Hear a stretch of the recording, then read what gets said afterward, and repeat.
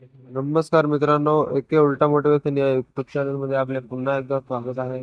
तर मित्रांनो, आज मी तुम्हाला एक सत्य घटनेवर आधारित एक कथा सांगणार आहे, जी माझ्या जवळच्या मधल्या काकू आणि म्हातारे आजोबा यांची कथा आहे. तर ते नेहमी मला काही नाही काहीतरी सामान आणण्यासाठी किंवा काही काम असलं तर मला बोलवत असतात. परंतु एके दिवशी काय झालं, ते काम असताना बोलवलं आणि मी नेहमी ते मी काम सांगितल्यानंतर म्हणजे 5-10 मिनिटानंतर जायचो. तर त्या दिवशी मी लगेच गेलो आणि काका म्हटले, "काय बाळा आलास?" मी म्हटलं, "हो आला." तर आज तुला जायचे आहे आपल्या गावाकडे जायचं आहे आणि जी माझी भाची आहे तिला घेऊन यायचं आहे. तर मी लगेच तयार झालो आणि बोललो, चालेल मी जाऊन घेऊन येईल. आणि लगेच मी तयारी करून आणि बाईक घेतली. लगेच घेऊन घ्यायला गेलो. तिचं गाव माझ्या गावापासून अगदी 30 ते 40 म्हणजे थोडं लांब होतं. परंतु काही कारणामुळे ती कॉलेजला जायची म्हणून ती म्हणजे मामाकडे राहायची. त्यामुळे थोडं लवकर यायचं आणि त्या घरापासून यायला बस सुविधा उपलब्ध होती म्हणून ती यायला लवकर यायची.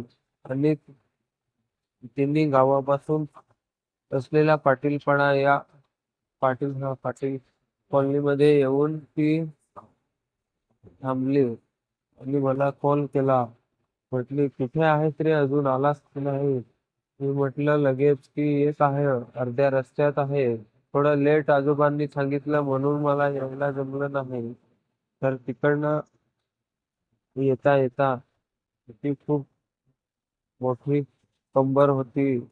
खूप खूप जाडजूड होती. कारण ती काही काम करायची नाही. त्यामुळे जास्त करून ती अभ्यास करायची आणि कॉलेजला जायची एवढंच काम होतं. त्यामुळे ती तिच्यात लठ्ठपणा जास्ती आलेला होता. म्हणून तिला मस्त एकदम तिची फिगर आणि तिची कंबर तिचे सगळं जे काय असेल ते खूप मोठं झालेलं होतं आणि खूप अट्रॅक्टिव्ह म्हणजे एकदम जवळीकता दिसायची. त्यामुळे मला खूप मजा आली की आज जर आपण आपल्या बाईकवर एखादी गोष्ट घेऊन जाणार आहेत. माणूस ना एखादं गोण घेऊन जाणार आहे. एवढं भारी सामान आहे. एकदम माल जबरदस्त, कडक, धमाके. इतकं म्हणजे सांग काय सांगू तुम्हाला, शब्द सांगता येणार नाही असा. जसं तुमच्या मनात आता येतं त्या पद्धतीने ते माल होतं. मी तिला तिकडे जाऊन पोहोचलं तोपर्यंत ती माझी वाट बघत होती. टाईम बघत होती, वाट बघत होती. खूप ती पण त्रासलेली होती. उन्हामध्ये काय तिच्या अंगाला घाम सुटला. ते एकदम मस्त अंग एकदम लखलख होतं, चकाकत होतं. थोडंफार तो तिने ड्रेस भरला होता. परंतु मला वाटलं नव्हतं ती एवढी घामाघूम झाली असेल. जणू काही एखाद्याने तिच्यावर एखादं मंत्रमुग्ध केलेलं असावं असं वाटत होतं. परंतु तसं काही नव्हतं. मी खूप प्रयत्न केला. आज तर आपण आपलं धाबं खोलून घ्यायचे असं वाटलं. परंतु तसं काही न करता मी सरळ तिला बाईकवर बसवलं आणि बोललं, "किती ग सुंदर दिसतेस आता तू. खूप मोठी झालीस." म्हटलं, "अरे काहीच नाही रे. हे आता तब्येत थोडी कमी झाली आहे पहिल्यापेक्षा. कारण आता सध्या मी ना काम वगैरे करते. कारण माझी तब्येत जास्त झाल्यामुळे मला काही काम करता येत नव्हतं. म्हणून आता मी काम पण करतोय." ती मला म्हणाली. आणि मी तिथून बाईक चालू केली आणि आम्ही घराच्या वाटेला निघालो. रस्त्यात कधी-कधी ब्रेक मारायचो. खड्डे रस्ता व्यवस्थित नसल्यामुळे मी ती ब्रेक मारायचो. तर पाठीमागून जे तुम्ही विकत घेतलेले पपई होते ते खूप जोरात माझ्या पाठीला दणकायचे आणि मला कसं तरी व्हायचं. असं वाटायचं काय बोलू, काय सांगू. पपई सारखं वगैरे सांगायला पण ते कसं तरी किळसवाणी वाटायचं म्हणून मी काही बोललोच नाही. मी अधूनमधून मला पण मज्जा यायची म्हणून मी लगेच ते एखाद वेळेस मुद्दामून ब्रेक मारायचो आणि हळूहळू पुढे सरकत आम्ही आलो. इथे गावाच्या जवळ जवळ आलो तर मग तिने थोडी बाईक मधून मागे सरकले आणि मी घरा पोहोचलो. अं, आजोबा आणि आजी घरात असतील असं आम्हाला वाटलं. मग मी सरळ बाईक लावली आणि आम्ही आवाज न देता डायरेक्ट घरामध्ये शिरलो. घरामध्ये शिरलो तर आजी आणि आजोबा त्यांचा ढाबा खोलणं आणि काम चालू होतं. अरे बापरे! मग आम्हाला कसं तरी झालं. अचानक आम्ही घरामध्ये घुसलो आणि ते ढाबा खोललेला होता त्यांनी. तर मग आम्हाला कसं तरी वाटलं. मग आजोबा मला वाटलं नव्हतं आजोबा ह्या वयात आता पण हे असं ठोकवण्याचं काम करत असतील. परंतु त्यांनी ते तर चालू केलं होतं. मग आम्ही दोघेजण तिथे होतो तर आम्हाला किळसवाणी वाटलं. मग मी लगेच बाहेर निघालो आणि त्यांची भाची पण लगेच बाहेर निघाली आणि आम्ही एकमेकांना बघून हसायला लागलो आणि कसं ते विचार केला, जाऊ दे आता आपण काय बोलू शकतो. शेवटी म्हातारी माणसं. मग काय, मग कसं तरी झालं त्यामुळे आम्ही काही बोललोच नाही आणि नंतर मग हळूहळू आम्ही नंतर मग बोल आजोबा म्हणाले, "काय रे बाळांनो आले तुम्ही?" म्हटलं, "हो आलो. आताच आलो जस्ट अजून घरात शिरलो पण आहे." तर बोललो, "हां." "हां ठीक आहे काही नाही या बसा आपण आता आजीने बनवलेलं आहे चिवडा आणलेला आहे आणि काय पुरणपोळ्या भाकरी बनवल्या ते जेवून आणि नंतर मग जा." तर म्हटलं ठीक आहे जाऊ नंतर आणि मग मी बाजूच्या रूम मध्ये मी असायचो. आमचे घरचे तर कामाला जायचे. कोणी यायचं नाही संध्याकाळशिवाय. मी शाळेत जायला मला टाइम नव्हता म्हणून मी शाळेत जायचो नाही. मला कुठे काम मिळतं तिकडे मी काम करतो आणि घरीच राहतो. त्यामुळे काही मला कामच राहत नाही. मग मी तिथे आम्ही जेवायला दोघे संगतीनच बसलो. आम्ही आजोबा आणि आजीचा कार्यक्रम बघितला त्यामुळे मला तर झोपच म्हणजे जेवायला घेतलं आणि ती समोर माझ्या भाची बसलेली तर मला तिला बघून हसू आवरेना. मग मी कसा तरी करून जेवलो आणि निघालो घराकडे.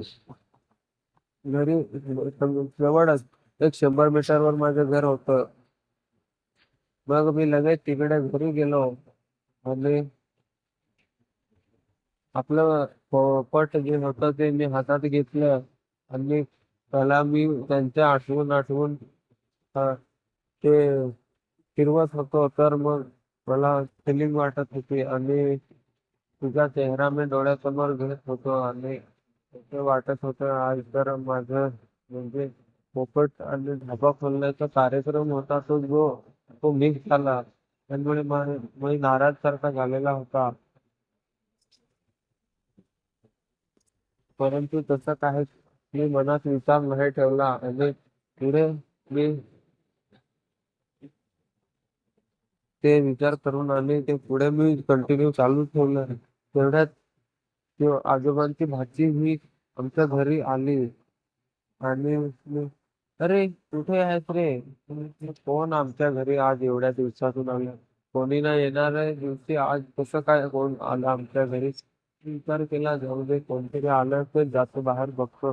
बाहेर बघतो तर काय तर तुमचं उंच, धिप्पाड आणि मजबूत अंगाला घाम सुटलेलं असं पूर्णपणे शरीर एकदम लठ्ठपणा आणि काय ते अंग, काय ते सौंदर्य एकदम गोरीपान चिकनी अशी ती बाई आली आमच्या घरी. म्हटलं, "अरे इकडे कशी काय?" ती बोलली की मी आले असते आताच आपण नाश्ता करून जेवण करून आलो ना तर म्हटलं लगेच झोपून राहायला बरं नाही वाटत. मग तिच्याकडे आले गोष्टी करायला. गावामध्ये कोणी दुसरं मिळत पण नाही. आजी आणि आजोबा आहेत घरी. ते पण तर काय म्हातारे, त्यांच्याशी किती कशा गोष्टी वाढणार. मी सरळ आले आणि माझ्या जवळ बसले. मी म्हटलं, या बसा, आमच्या घरी तर कोणी नाही मिळत आहे. आता तुम्ही तर कसं पाहुणचार करू. अरे राहू दे, आताच मी जेवली, मग मला काय पाहुणचार करणार. आपण चौकीला तर बोललो तर ठीक आहे, पाणी वगैरे दिलं तिला. तिला थोडी फ्रेश झाली आणि नंतर मग बोलले, चल गोष्टी करूया. मी लगेच टीव्ही चालू केला आणि टीव्हीवर सिरियल लावली. आणि टीव्हीवर सिरियल लावून आम्ही बघत राहिलो, गप्पा मारत राहायचो. कधी टाळ्या वाजवायचो, एकमेकांचे हात पकडायचो, पाय पकडायचो, कपड्याला पकडायचो, खिचायचो, गळ्यात हात टाकायचो. आम्ही एकदम जवळीक आम्हाला दिसायला लागली. आणि अचानक माझा हात तिच्या पपईला लागला आणि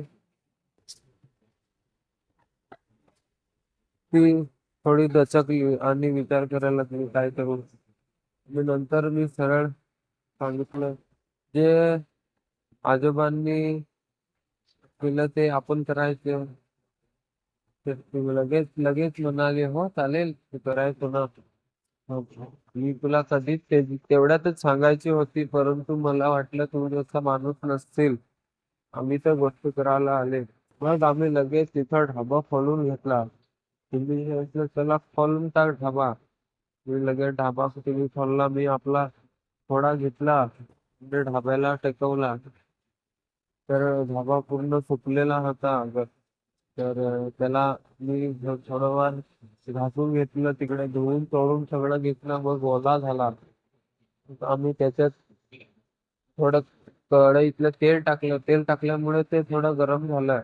गरम झाल्यावर शेकोटी गॅस थोडा हळूहळू चालू केला, म्हणजे तेल एकदमच नाही, थोडं हळू गरम व्हायला पाहिजे म्हणून गॅस हळू चालू केला. थोडा हळूहळू गॅस चालू करत करत पुढे नंतर ते धाबा कार्यक्रम चालू झाला. आणि नंतर मग जोरानं गरम तेल झालं, उकळी फुटायला लागली. एवढी उकळी, बापरे, किती जोरानं आवाज पण यायचा. ऊ, ऊ, ऊ, असा आवाज यायचा. मग तरी पण मी बोललो, शांत राहा, आपण ढाबा चालू केलाय, कोणी ढाब्यावर आज सामान बनलेलं नाही तोपर्यंत यायला नको. तर मग आम्ही ते केलं. खूप जोरानं ढाबा गरम करून घेतला आणि ते म्हणले, अरे आजपर्यंत मी कॉलेजमध्ये मुलांकडून फेकून घेतलं, परंतु एवढा मजा कुठे पण नाही आला, एवढा मस्त ढाब्यावर मजा आला. तर मग मी म्हणलं, अरे बापरे, तू फेकून घेतलं होतं. म्हटलं, ती बोलली, कधी रे, एक दिवस काहीतरी व्हॅलेंटाईन डे असतो ना, त्या दिवशी मी हे एक वेळेस नेसलं. कोणी पण मजा एवढी दिली नव्हती, पण हे दुसऱ्यांदा तुझं आहे ते खूप मजा येते. तर मग तू आता आम्ही जेवढे दिवस राहील तेवढा दिवस तुझ्या घरी मी येत राहील. मी म्हणलं, ठीक आहे, तू येत राहशील तर चालेल मला यायचे. तसं पण आपल्यावर कोणी काही आपल्याला बोलणार नाही, कारण सगळ्यांना माहिती आहे हे एकमेकांना चांगले ओळखतात आणि मित्र आहेत. परंतु हे ढाबा कार्यक्रम आपला त्यांना माहिती नाही. तर मग आपण ते काम तर ठरले तर काही फरक पडणार नाही. चालेल, मग आपण आता रोज असा ढाबा खोलायचा. मज्जा तर खूप आली मला पण. आणि एकदा पण नाही, माझी पहिलीच वेळ होती तरी खूप मजा आली. मग आम्ही एकमेकांना घट्ट मिठी मारली आणि बोललो, थँक्यू. तर मित्रांनो, ही कथा कशी वाटली तुम्हाला आता तुम्ही कमेंटमध्ये नक्की सांगा. आणि याची उलटा मोटिवेशन या चॅनलला नक्की सबस्क्राईब करून ठेवा, जेणेकरून नवीन व्हिडिओ येईल तो तुम्हाला लवकरात लवकर बघायला मिळेल. धन्यवाद.